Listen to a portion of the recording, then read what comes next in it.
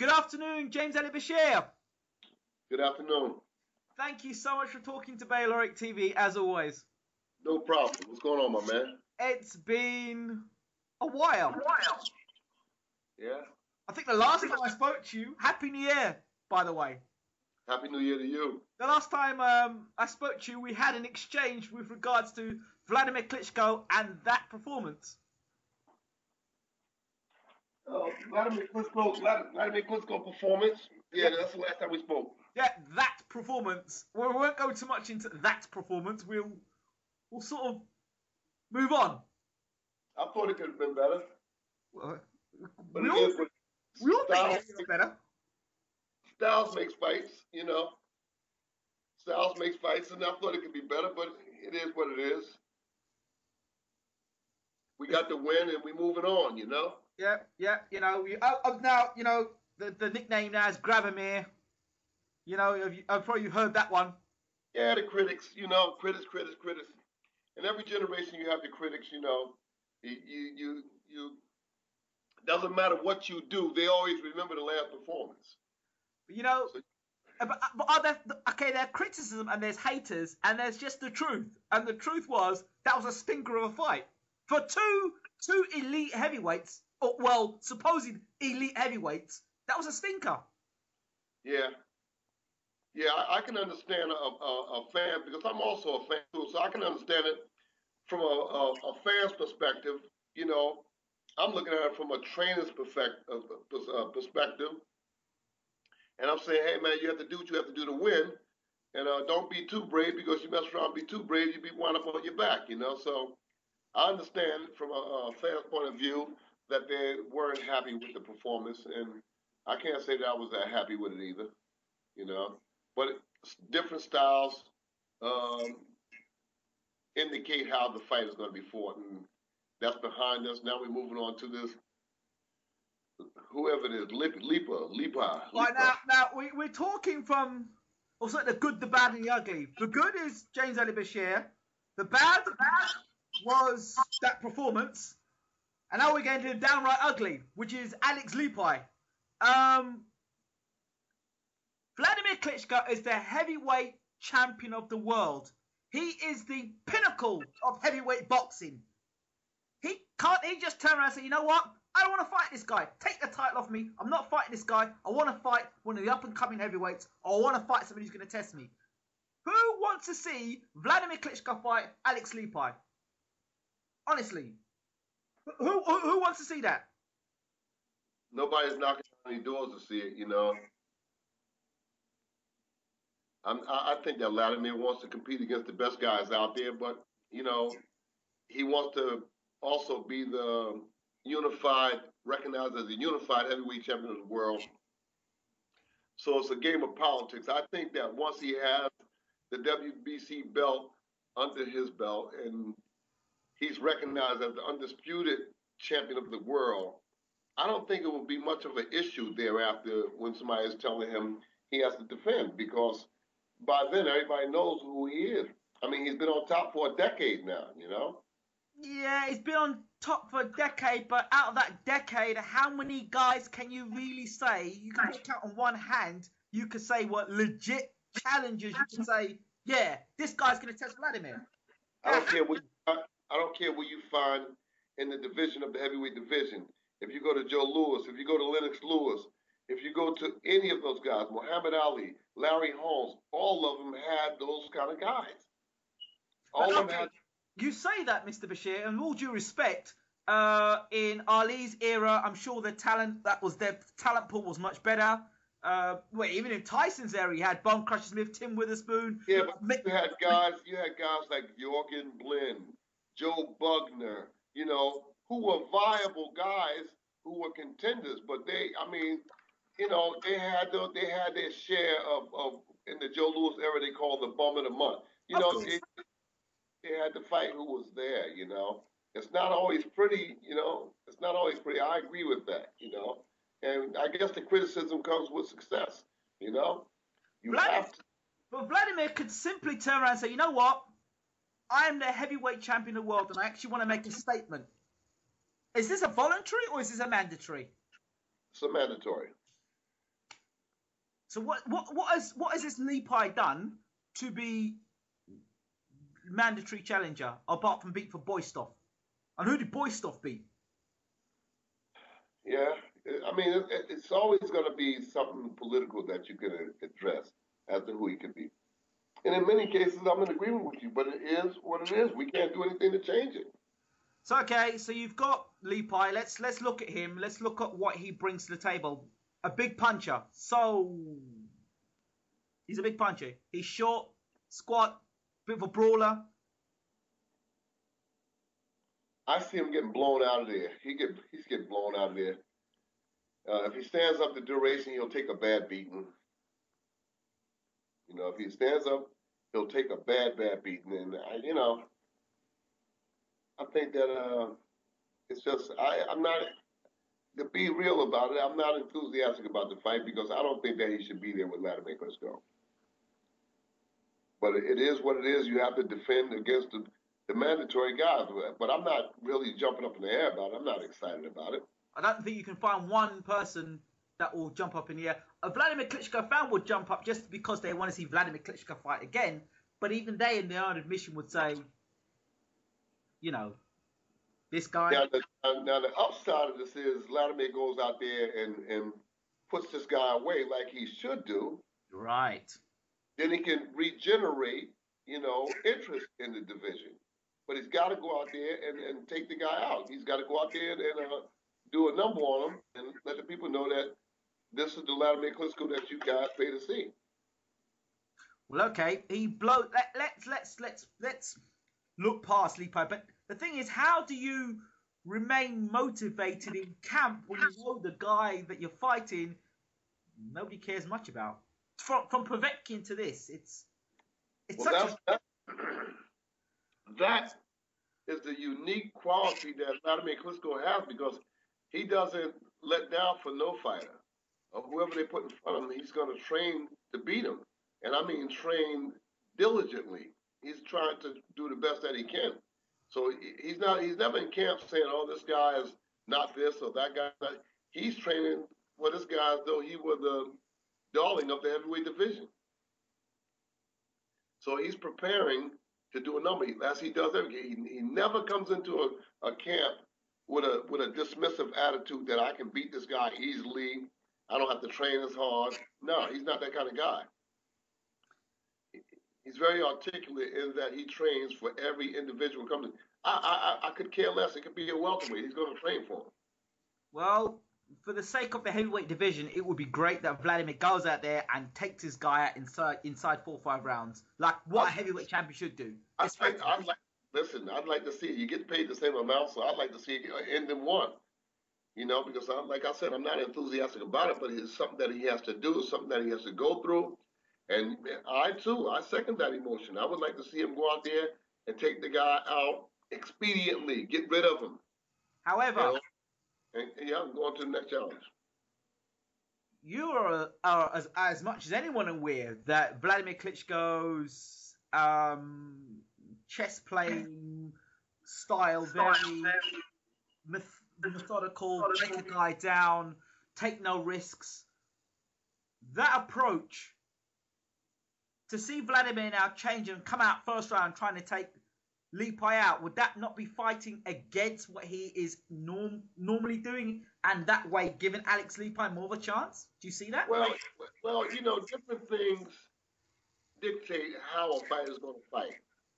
He hears the criticisms of the fans. He hears the criticisms of the journalists. He hears the criticisms of his colleagues in the sport. He hears that. And just like he changed after the Corey Sanders fight, who knows what's going to click in his mind or in his heart the night that he steps in that ring. Something might click and say, you know what, I'm sick and tired of here. Let me go back to what I was. Because if you look at the Charles Schufert fight, the Jamil McCline fight, and those fights leading up to the Corey Sanders fight, look at those fights. Just go to YouTube and look at the fight, and look how imposing he was on those guys. Imposing and exciting until he met Sanders, and Sanders did a real number on him. I think Sanders did a number on him because he was too brave in that fight. My opinion. He was too brave. He didn't take heed to the handwritings that was on the wall, and he got caught because he was so brave, because he was so dominating, you know. And he got caught with some big shots instead of him getting hit the first time. The first time he got knocked down, he should have taken a knee again. He should have grabbed. He should have held. It's a whole lot of things he should have done. Having said that, he came back out and was pretty dominating in the Lehman Brewster fight. You know, he was pretty dominating in that fight. I like the way he fought the Lehman Brewster fight. The Lehman Brewster fight showed a dominant champion, and he was doing what he was supposed to do, despite the fact that he lost the fight. He did what the fans pay to see. It was exciting, and I say these things to Ladd. I say these things to Ladd all the time. I say you're a big, strong guy. You can punch with either hand, left hook, right hand. I mean, you can hurt people.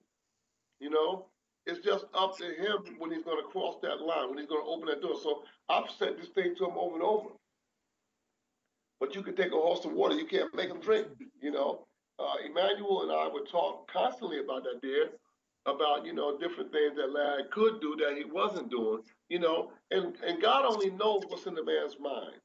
You know, he might have come up with a way to say, well, I could fight the fight is better like this or that. You never know what's going on in a fighter's mind. And you never know when it's going to change. So I don't dismiss him. I know he's an explosive puncher with either hand. And at any given time, this guy shows up. You saw it in the second round of the fight with Povetkin. You saw the shot that put Povetkin down. Absolutely. So that was a flash of his brilliance right there, because he got angry when he threw those punches. He got angry, and he acted on that anger without even thinking. And that's what I'm talking about. You never know when that person is going to show up. How much of a threat do you think Alex Lepi is then, in terms of punching power and style? Not much. Not much. He was stopped by Kevin Johnson. No disrespect to Kevin, but Kevin Johnson is not on the same level as Vladimir Klitschko.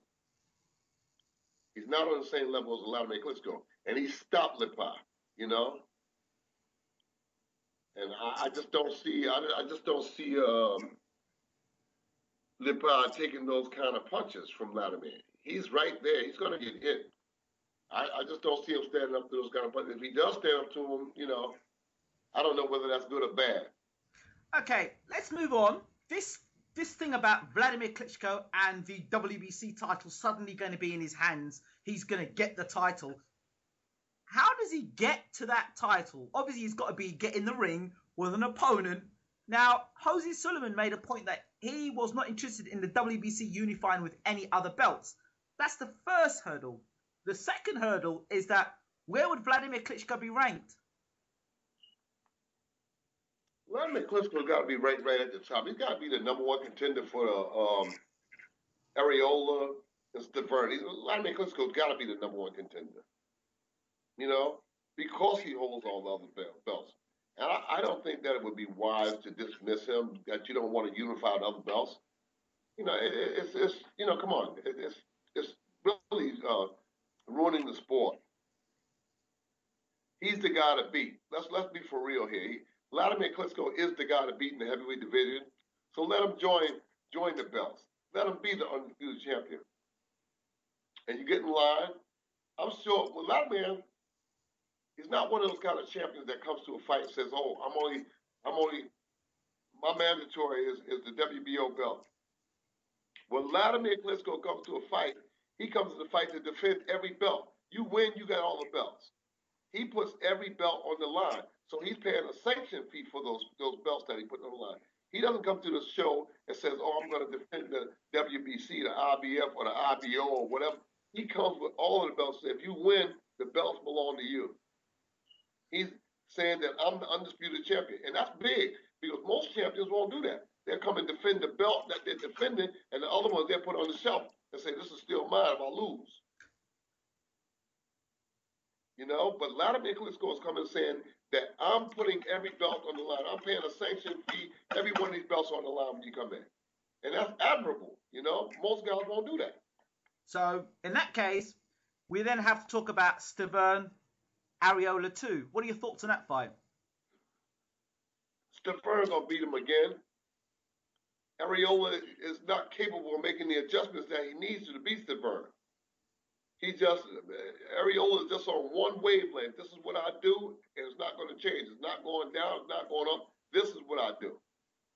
You know? Stiverne, to me, in that first fight, looked like he was about to run out of gas. I'm sure his gas tank should be better for this fight. The way he dropped Arreola in the second, I think the second or the fourth round, was a beautiful shot. End the round, just drop, boom. Yeah. His amateur pedigree is pretty good as well. Stiverne, yes. Yeah, I don't know that much about him. He beat Helenis, and he beat David Price on his way to winning the gold, the Olympic gold. Really? Yeah. Beat David Price too. David Price and Helenis. So he's going to have no problems against tall. I think Stiverne versus Klitschko is the fight in the heavyweight division to make. I mean, in terms of for belt holders. Stiverne, Klitschko. And I think technically that's going to be a great fight. Because you've got a guy who can punch.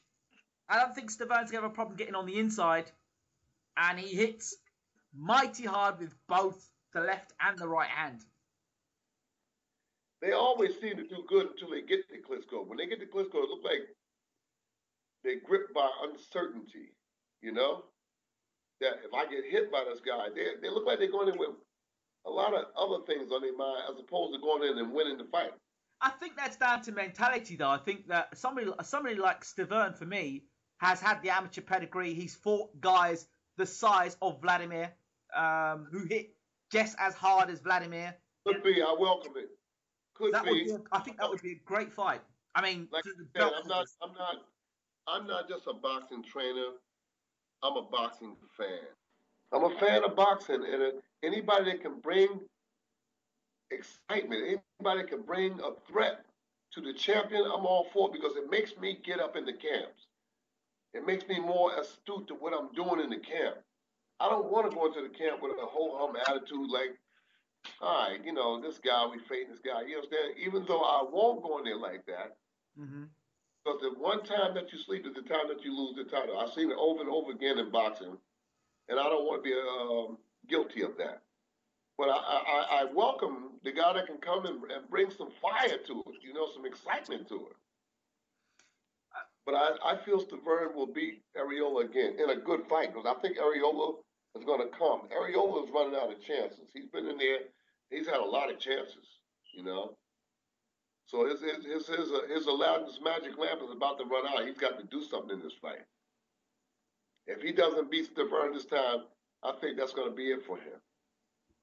So his back is to the wall. He has to go out there and beat Stiverne. Stiverne, on the other hand, he can take a loss and still come back. But Arreola, he's running out of opportunities. He's running out of chances. He's been at the gate a few times and failed. So he's got to go in there and try to beat Stiverne to get the shot, the Klitschko lotto sweepstakes, you know?